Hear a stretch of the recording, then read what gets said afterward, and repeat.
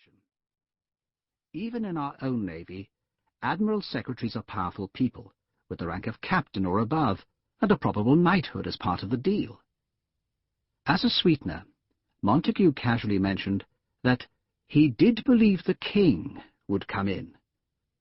This was pretty rich, coming from a man who had been secretly corresponding with the Stuarts in exile for years with a view to bringing about their return. Pepys didn't immediately jump at this chance. Perhaps he was worried about leaving his wife, who was certainly far from happy about being left by him. They talked about it for a couple of hours in bed that night. In the end, it seems, typically, to have been the possibilities of fiddling some cash that helped to persuade him. An old seaman told him how he could put in for the salaries of a big staff and employ a small one, paying them what he felt like. In the end, the valuable thing about this posting, which turned out to be a voyage to collect the king from exile in Holland, was what it did to his self-esteem and his self-importance. He was getting official letters addressed to S. Pepys, Esquire, and a lot of respect from the old sea dogs of the fleet. Even the Royal Duke of Norfolk addressed him by name. When the restored king was landed at Dover to popular acclaim, he was on his way to power. And so was S. Pepys, Esquire.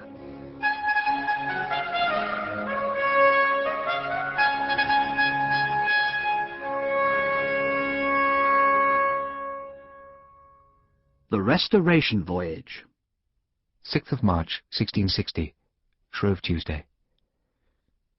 I called Mr. Shepley, and we both went up to my Lord Montague's lodgings at Mr. Crewe's, where he bade us to go home again and get a fire against an hour after, which we did at Whitehall, whither my lord came, and after talking with him and me about his going to sea, he called me by myself to go along with him into the garden, where he asked me how things were with me, and asked me whether I could, without too much inconvenience, go to see as his secretary, and bid me think of it.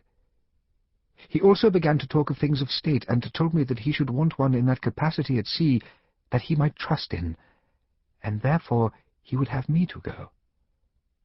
He told me also that he did believe the king would come in, and did discourse with me about it, and about the affection of the people and city, at which I was full glad.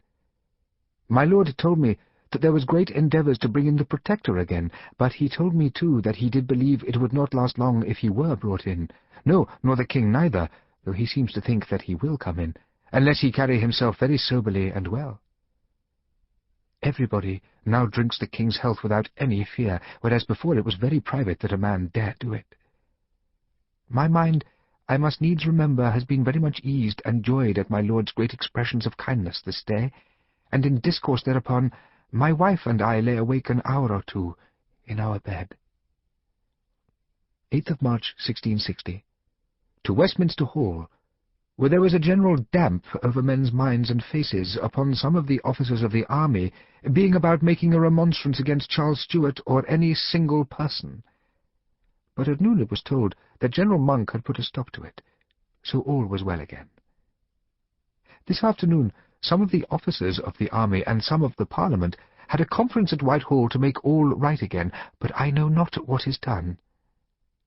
This noon I met at the Dog Tavern Captain Philip Holland, with whom I advised how to make some advantage of my lord's going to sea, which he told me might be by having of 5 or 6 servants entered on board, and I to give them what wages I pleased, and so their pay to be mine.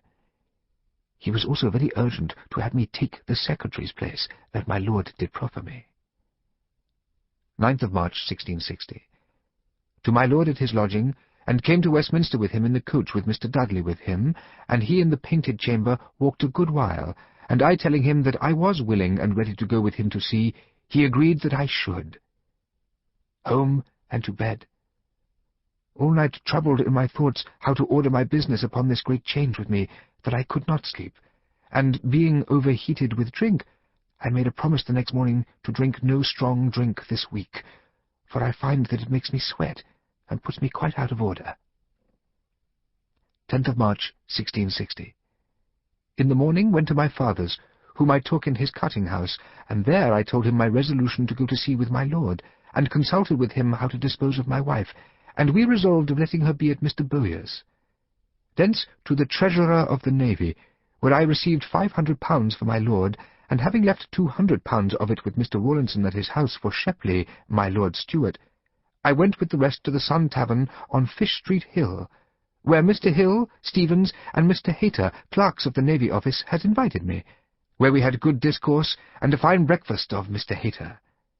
Then by coach home, where I took occasion to tell my wife of my going to sea, who was much troubled at it, and was, with some dispute, at last willing to continue at Mr. Bowyer's in my absence.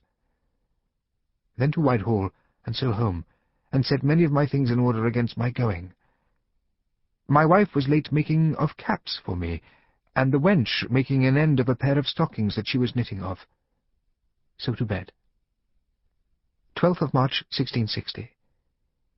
This day the wench rose at 2 in the morning to wash, and my wife and I lay talking a great while. I, by reason of my cold, could not tell how to sleep. My wife and I to the Exchange, where we bought a great many things, where I left her and went into London. Then to the White Horse in King Street, where I got Mr. Biddle's horse to ride to Huntsmore to Mr. Bowyer's, where I found him and all well, and willing to have my wife come and board with them while I was at sea, which was the business I went about. Here I lay, and took a thing for my cold, namely a spoonful of honey and a nutmeg scraped into it by Mr. Bowyer's direction, and so took it into my mouth, which I found did do me much good. 14th of March, 1660. To my lord, where infinity of applications to him and to me. To my great trouble, my lord gives me all the papers that was given to him to put in order and give him an account of them. Coming home, telling my wife what we had to dinner, she had a mind to some cabbage, and I sent for some, and she had it. Went to the Admiralty, where a strange thing, how I am already courted by the people. This morning, among others that came to me, I hired a boy of Jenkins of Westminster and Burr to be my clerk. This night I went to my Lord's Secretary, Mr. Creed's chamber, where he gave me the former book of the proceedings in the Fleet and the Seal, and so home, and late in the night put up my things in a sea-chest that Mr. Shepley lent me, and so to bed. 15th of March, 1660. Early packing up my things to be sent by cart with the rest of my lords, so to Will's, where I took leave of some of my friends. Here I met Tom Alcock, one that went to school with me at Huntingdon, but I had not seen him these 16 years. So into London by water, and in Fish Street my wife and I bought a bit of salmon for 8d, and went to the Sun Tavern and ate it, where I did promise to give her all that I have in the world but my books, in case I should die at sea. From thence homewards. In the way my wife bought linen for 3 smocks and other things. I went to my lord's and spoke with him. From thence to the Fox in King Street to supper on a brave turkey of Mr. Hawley's, with some friends of his there, Will Bowyer, etc. After supper I went to Westminster Hall, and the Parliament sat till 10 at night, thinking and being expected to dissolve themselves to-day, but they did not. Great talk to-night, that the discontented officers did think this night to make a stir, but prevented. To the Fox again, home with my wife, and to bed extraordinary sleepy. 16th of March, 1660. To Westminster Hall, where I heard how the Parliament had this day dissolved themselves, and it passed very cheerfully through the hall, and the Speaker without his mace. The whole hall was joyful thereat, as well as themselves, and now they begin to talk loud of the King.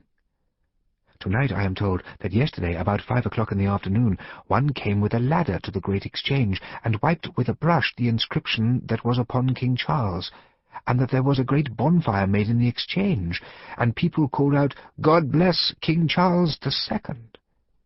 From the hall I went home to bed, very sad in mind to part with my wife, but God's will be done. 17th of March, 1660. This morning bade adieu in bed to the company of my wife. We rose, and I gave my wife some money to serve her for a time, and what papers of consequence I had. Then I left her to get ready, and went to my lord's with my boy Eleazar to my lord's lodgings at Mr. Crewe's. Here I had much business with my lord, and papers, great store, given me by my lord to dispose of as of the rest. In the evening at the Admiralty I met my lord there, and got a commission for Williamson to be captain of